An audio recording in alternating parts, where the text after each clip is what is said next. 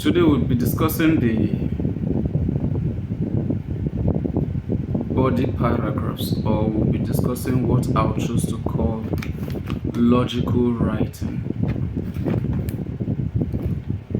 By logical writing, I mean your ability to present your thoughts or your written essay in a way that is logical to your examiner or to your audience, in this case the examiner.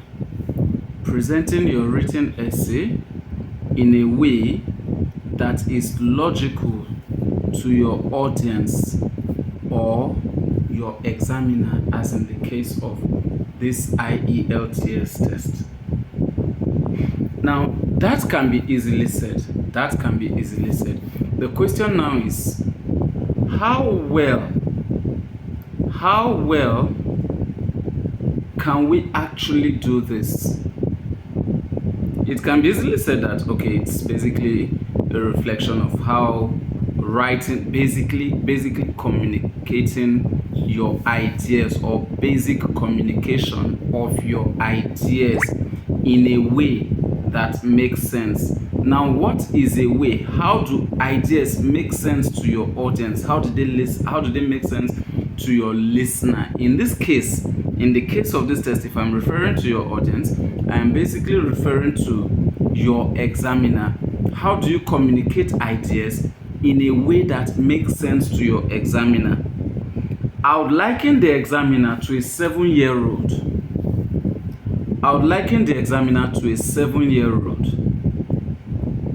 And by a 7-year-old, I mean, we all know who a 7-year-old is, a 7-year-old child. Now, the examiner, you should assume that the examiner is a 7-year-old and they are not aware. Assume that they don't know anything. If you're going to assume anything, it should be that the examiner knows nothing, has no idea about what you're writing. Don't assume that if I write like this, the examiner will understand. Rather, assume that the examiner needs to know the little details in what I am trying to express, in what I am trying to say.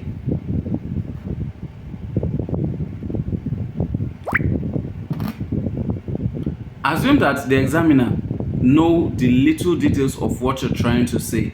Now, it is important to pay attention to writing in a way that makes sense. Writing in a way that makes sense basically means I want to tell my audience what I am talking about. One, I want to explain what I meant by what, or by the topic, or by what I am talking about. I'm going to explain what I meant by that.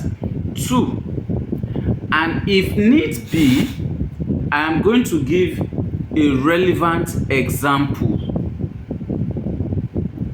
If need be, I am going to give a relevant example. But I said two things before then. I need to introduce the point I am going to talk about. One of the reasons I would agree that individuals should actually go to school is because school enlightens an individual. Now, notice how I basically presented that thought. One of the reasons I believe people should go to school is because school enlightens an individual. Then the next thing I want to do in that communication is to explain what I mean. How does school enlighten an individual? I cannot say something like, basically, an individual going to school is going to learn to, first of all, meet with people and network with people by communication, or by communicating with these people, expressing themselves, and this helps to build social interaction amongst a set of people that have never met each other before. Now, that is me explaining how school would enlighten an individual.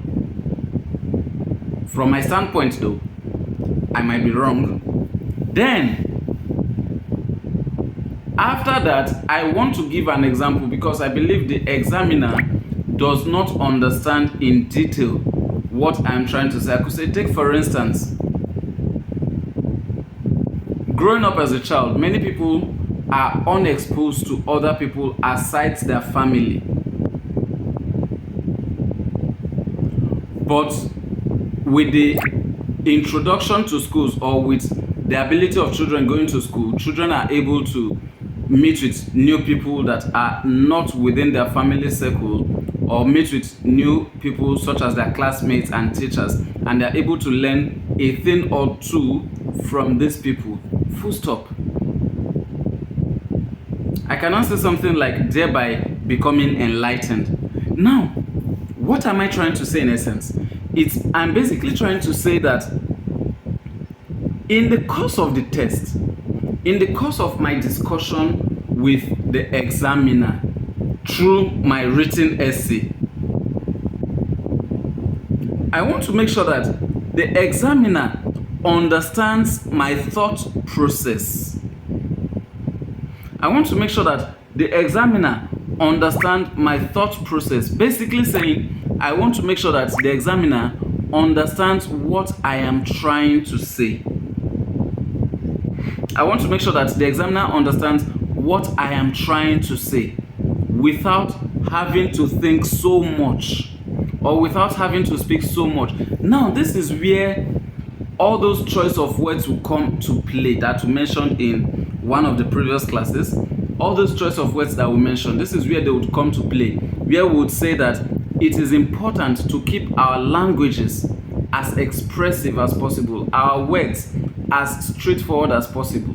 Now, if I am communicating and I'm using words that my listener, my audience cannot comprehend, then I am not communicating. If I am writing and using verbose words, then I am not communicating. I want to basically speak in a language that makes sense to my audience. If it's simple words that I can communicate that I feel my audience would understand, which in this case the examiner can actually understand any words I'm throwing at them, so long as I'm using them in the right context, I would use them. But then, if you're going to be using big words, please also learn how to use them in the right context. It is very important. It is very important to also learn how to use them in the right context. English language and context of usage actually basically go together. There are two things that work together: context of usage and the right words. You must use the right words in the right context, or you are going to face some challenges. Are we together, please?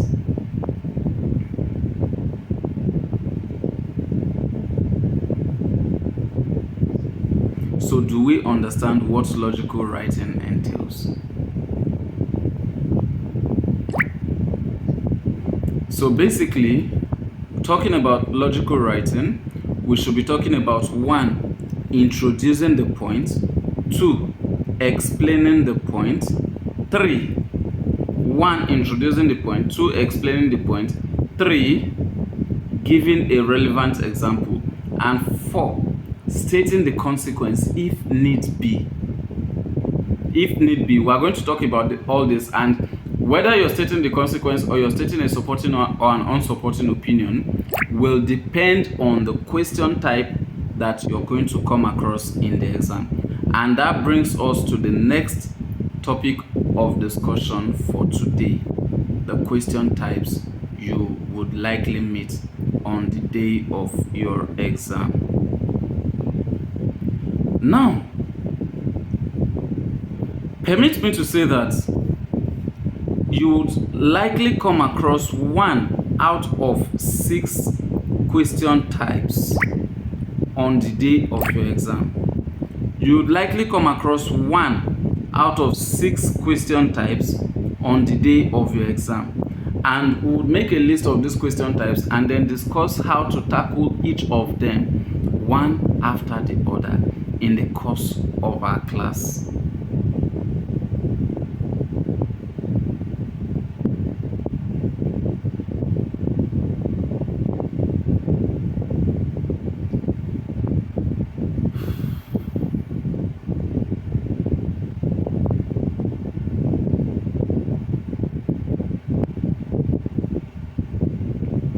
Okay, so number one,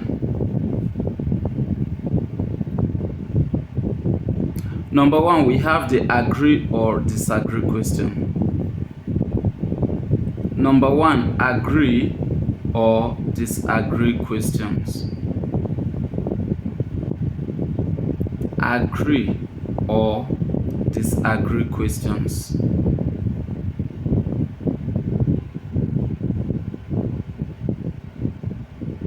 Number two, positive or negative development questions. Positive or negative development questions. That's number two.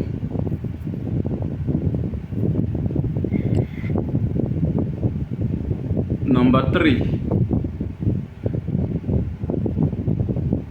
discuss both views and give your opinion questions.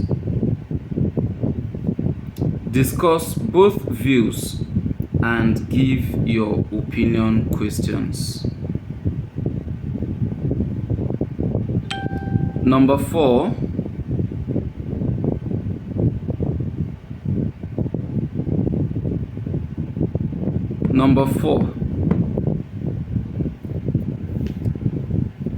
cause/problem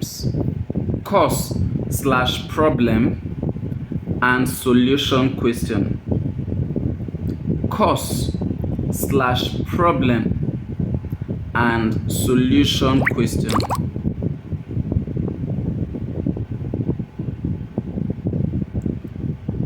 Cause/problem and solution questions.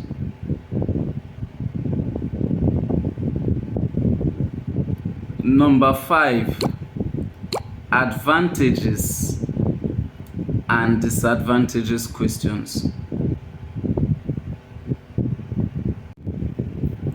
Advantages and disadvantages questions. Then the last one, the last one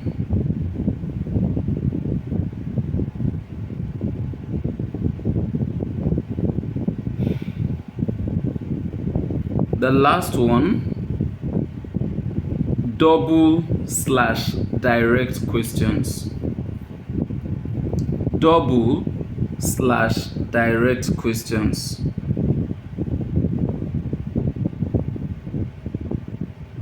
So in the coming classes, we'll actually be discussing these questions one after the other. In the next class, we should discuss two of them, the first two. Then in another class, we'll actually discuss all this in three different classes, all six of them. We'll discuss them in three different classes so that it won't be too much of information for us to handle. But then today, I think we could take questions before we call it an evening.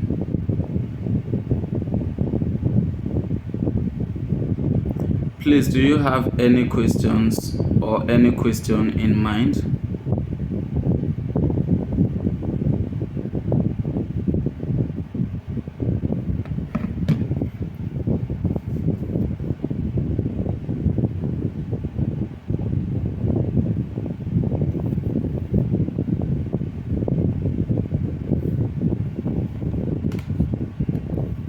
Do we have any question in mind?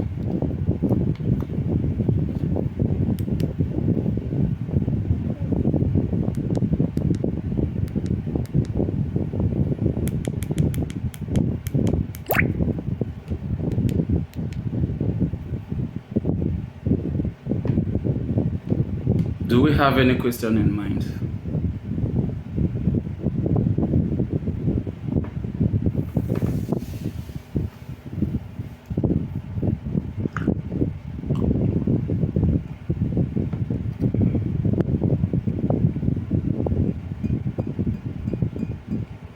So, in the absence of any question, I think we can call it an evening before we start this discussion in the upcoming classes.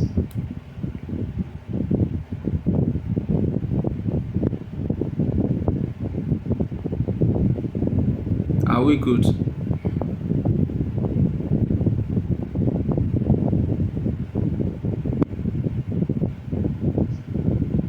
Okay, so thank you. To be on Thursday, yes ma'am. Yeah, thank you.